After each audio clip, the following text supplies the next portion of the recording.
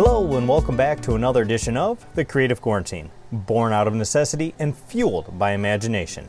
And this week, we're taking this and making paper. All right, let's see what we're gonna need to do that. This week's list is a little bit different. This one breaks down into an essential list and an optional list. And some of those things could go back and forth depending on how you look at it. So you could buy a mold and decal from Amazon and have that shipped to you. Yes, that does make it easier, but we're trying to do this with stuff that you have at home. So first thing you're gonna need is a metal hanger and a pair of pantyhose. I raided my wife's pantyhose drawer and we're stuck at home, so until we can go out again, hopefully she won't notice. You're gonna bend that hanger square and stretch the pantyhose over it. And believe me, this works great. You're going to need a tub. I went through and used an old kitty litter bin, washed it out, works fantastic. You're gonna wanna have a blender. Makes things way better if you do that. You're going to want to have lots and lots of towels. Let me stress, you cannot have enough towels for this project. A sponge works great. I don't have one of those right now, so I'm actually using even more towels. And of course, to make paper, you're going to need either paper out of your shredder bin or junk mail. If you have a lot of reds and yellows, that's going to dye your paper and make it go that route. If you have a lot of stuff out of your shredder bin, you're gonna go slightly off gray color. If you have a lot of things that are heavily printed, like the security envelopes, those are gonna make things go a bit more towards the dark gray paper. So an essential is household scissors to be able to cut all of that up. A paper shredder. Believe me, those help a lot. Later on, after you have your paper made, one of those things that really helps is your iron and ironing board. And with that, you're also gonna want parchment paper. So on that optional list is some type of a strainer. This just makes things easier to save a lot of that paper pulp that you're making for later projects. And then you're looking at, depending on what you want to make with your paper, cookie cutters are one of those fun things. A rolling pin is good for various techniques, and anything that you think of as an additive to put into that paper for interest, such as seeds, string, leaves, anything of that sort. Another thing that I think that helps but isn't necessary is some type of a container to hold water, just to be able to pour stuff in. All right, now that I think we've covered everything, let's see what we can create.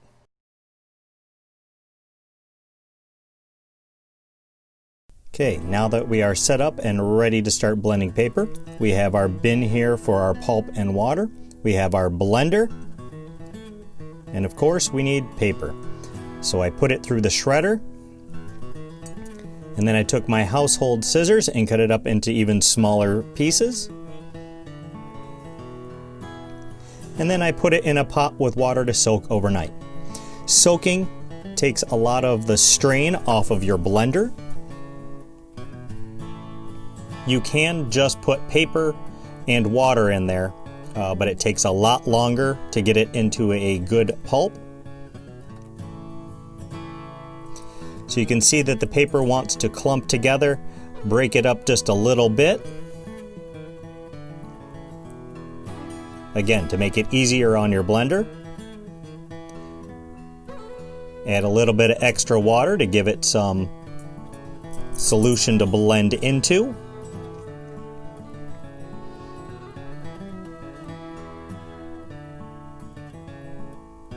And then I like to use the pulse settings to get it going. And then I move over to a full blend until everything moves freely with no strain on the motor. So you're not hearing anything that goes ee. After you get a nice gooey consistency, dump it into the bin and start a new batch. I like to just put pulp with the excess water into the bin.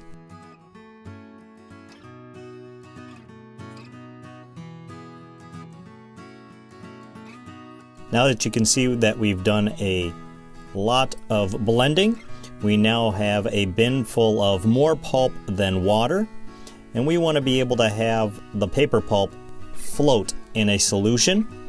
So the last part I do before the blender is done is I put just water in there, blend it up to get all that excess pulp out, pour it in there, and then play with it to find that proper consistency. So I'm adding more water so that way when we agitate the pulp, there's something for it to actually be suspended into. This is one of those things you may have to play a bit with to find your proper consistency.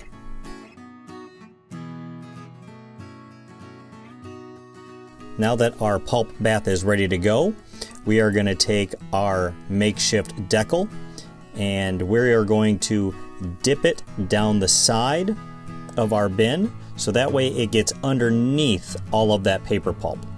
We want to try to prevent any paper pulp from being sandwiched down below it. Agitate the pulp, suspend it in water, and kind of give it a shake as you're coming up, and this will help you end up with a more consistent sheet thickness. If you come just straight up, you can see that we're getting way too much pulp in blobs, and that is not going to make a good sheet of paper. We want to make paper, not cardboard. You could also bring that up just a little bit so it's near the top but still being able to be suspended in water. And kind of work out some of those thicker areas. There will be lots of water that is trapped in this, so tip it at an angle to help that water run off. The more water that comes out, you can see that it will actually help it stick to our decal. And if you're in an area that you can have light behind it, this will help be able to show how thick your paper is in any thin spots. As you can see, I have a few.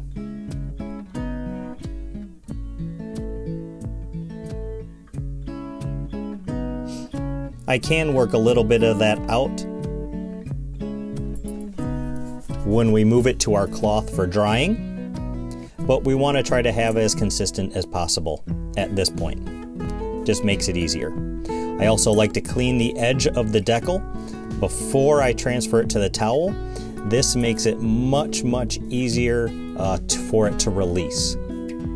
Plus, we don't want to waste any of our pulp that we've spent the time making.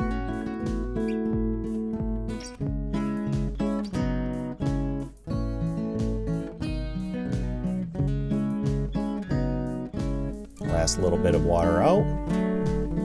And now, because it sticks to the decal, we smooth out our towel, we can flip it right over, and now this is where we take a cloth. A sponge would be ideal, but I have a towel that I will be pushing down with even pressure to try to get out that excess water. This is where we're able to kind of push those thicker areas into the thinner areas, but still does not work nearly as good as having a consistent sheet to start with. So we're also compressing down all of that paper pulp fiber, which is helping our paper to become stronger and stay together. You can wring out your cloth or go to another one to help suck up any excess water in there.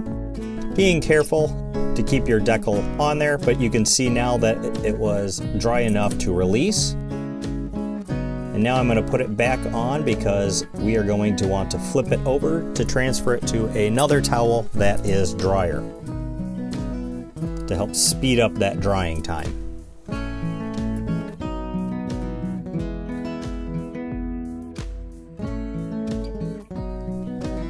And you're going to want to shake that towel a little bit to help it release, just so that way we don't end up with any rips or tears. And you can see here that it took on the consistency of the towel for texture. Another fun thing to do is actually take cookie cutters, and I put that right onto the decal. I'm picking up as much pulp as I can grab in my hands and squeezing out excess water and putting it into the cookie cutter. Trying to fill it up about halfway. And you want to be careful, especially with sharper shapes, that you don't put any holes or runs in those pantyhose, because that will definitely affect the outcome of your paper. So kind of push it down in there, make it about as even as possible. I put my hand underneath and try to compress it down to get that excess moisture out and to give it strength. And after you get it done fairly well on here, move it to the towel so that way you can squeeze out even more excess water. And that's what it looks like when you pull it out.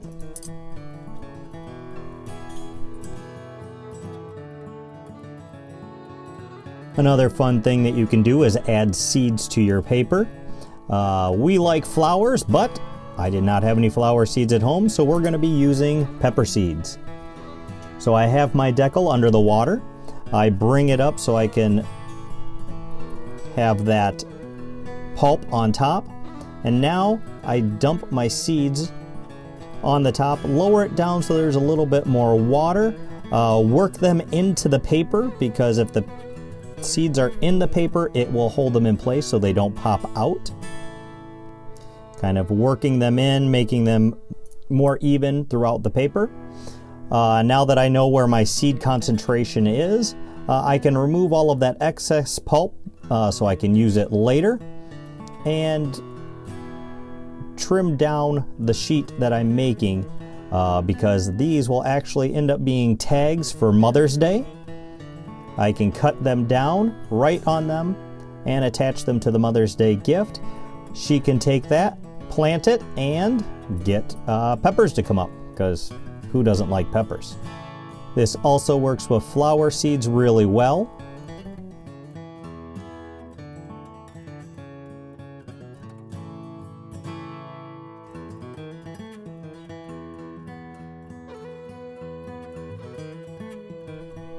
And as you can see, the seeds are in the paper.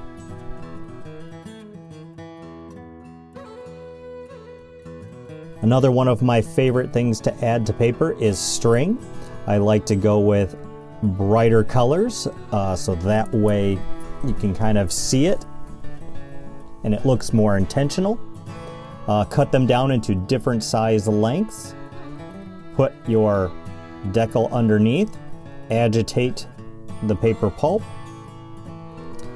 and you can see here that we're getting thinner, so there is more water in there than pulp. This does help at times to create a more consistent sheet that is a little bit thinner. So now that we have that there, it's calmed down a little bit. We take our strings in varying lengths, some short, some long. Shorter pieces are a little bit easier to avoid that clumping, but this is where you just spread them out. And just like the seeds, we want it to be in the solution itself. So as we start to pull up, agitate a little bit. You don't want to do too much because you still want to be able to actually see the string colors come through. And depending on what you're doing with your paper, this does add quite a bit of strength to it also.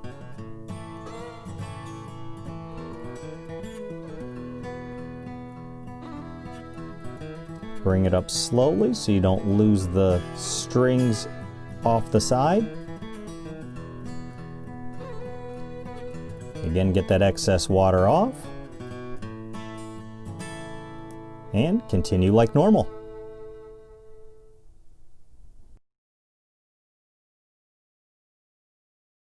Now that we're done making paper for the day, and we've spent all the time prepping that pulp, we don't want to waste any of it. So this is where putting it through the strainer will separate the excess water from that pulp.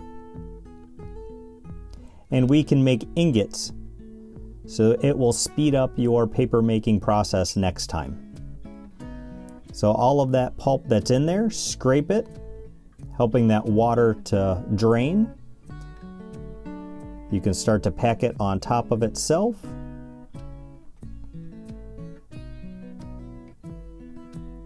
squeeze out as much water as possible. So you end up with a ball.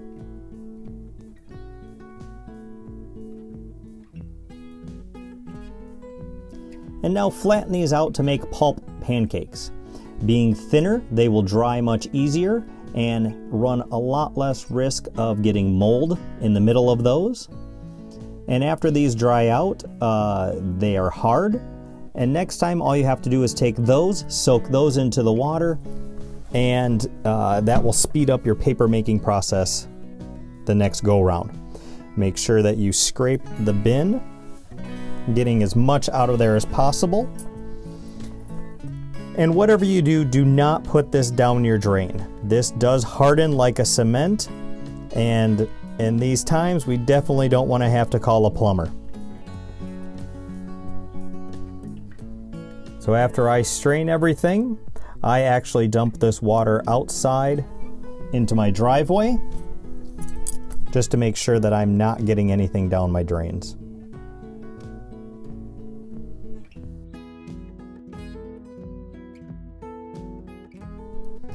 Okay, so this paper has now dried for around 24 hours, and it has enough of the moisture out of it for us to be able to move it around, but it does have a very rough texture to it. So if you want smooth paper, I went through, cleaned off the counter, which is a nice hard smooth area, and I'm taking my rolling pin. And I am going to lightly roll across. Make sure you don't push down a lot because we don't want to ruin the paper. And you can see immediately how it smooths out that texture, along with being able to soak up the water onto the roller. Go in all directions. This does help compress it down. Carefully lift it up, flip it over, and get the other side. And now set this off to the side so it can continue to dry.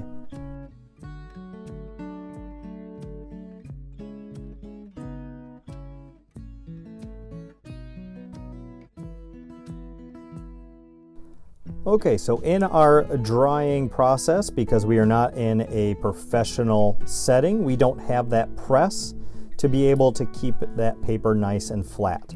So we'll end up with some wavy paper. So this is where we take our household iron to be able to get it nice and flat. And we don't want to touch the iron directly to the paper itself. So this is where we will take our parchment paper, cut off a piece, put our paper directly onto the ironing board, put the parchment paper on top, and then on a high heat setting, we slowly and carefully iron our paper. And you want to make sure that you keep things going and moving. You don't want to stay in any one spot too long.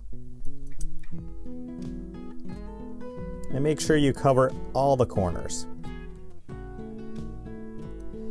If you stay in one spot too long, it is possible to burn the paper,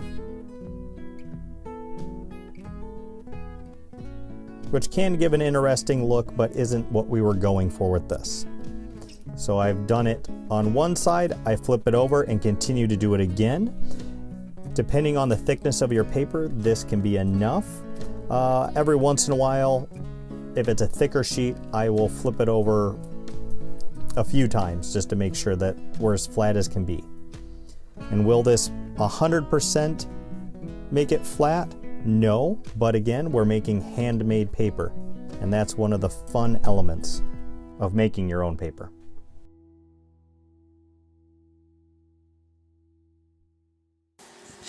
All right, now that the hardest part is done, at least for me, the drying time.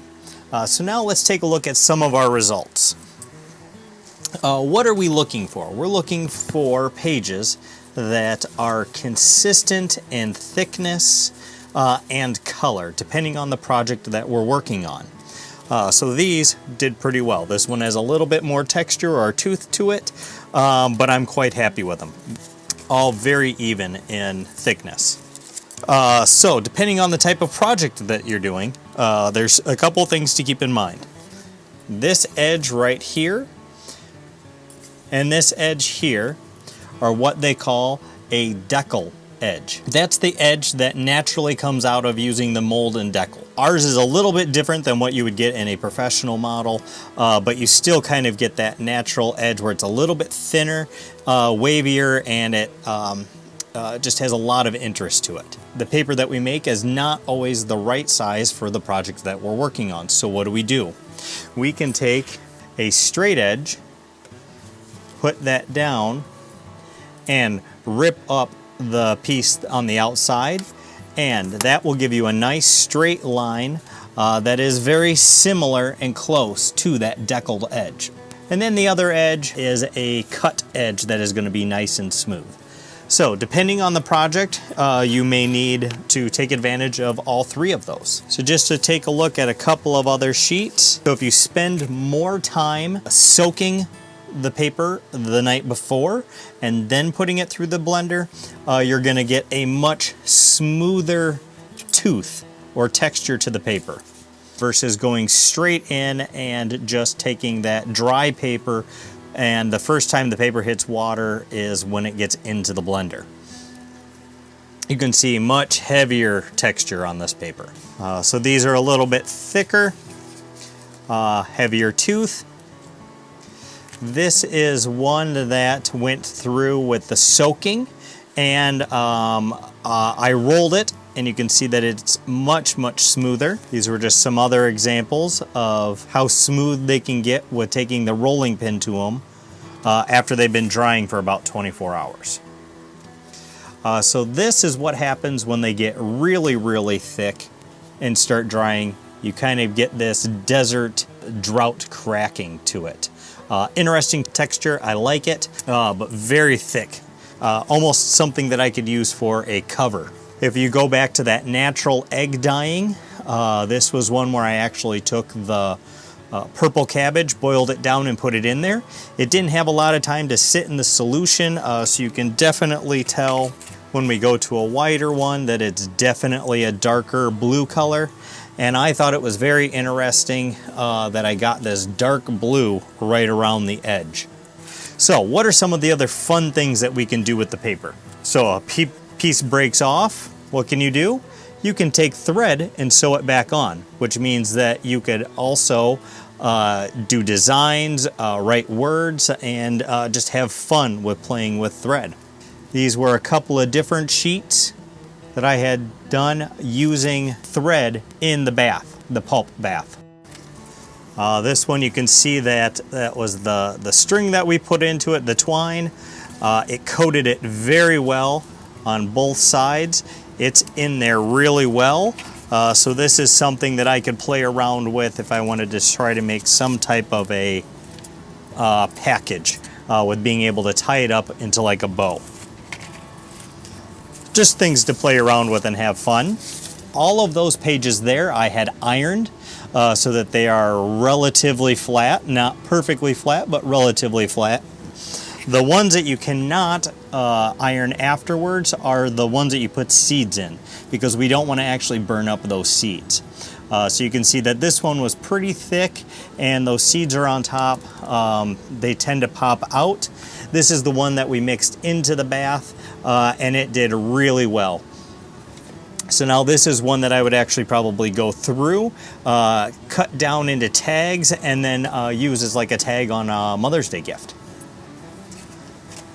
Another fun thing to do is to actually mold it around some type of a design. I stitched it closed, and this one will actually end up being kind of like our very first project, the paper lanterns. This one doesn't have any cut throughs in it, but it still projects light up, which is very fun. So these were some of the cookie cutter shapes that I did. These are a little thick. These actually took a few weeks to dry out. I'm surprised I didn't get any cracking with those. And this is the one that I did for the video, and much thinner. And I'm very happy with this. This is something that I would actually like to put seeds in and then go through and use it as a tag. And don't forget to make sure that you save those pulp pancakes for later projects. Thank you for joining me on this journey of paper making. And if nothing else, I hope you found a much more satisfactory way of getting rid of that junk mail that arrives at your house. And please experiment with this, have fun with it, and you know, as always, share those creations with us on our Facebook page.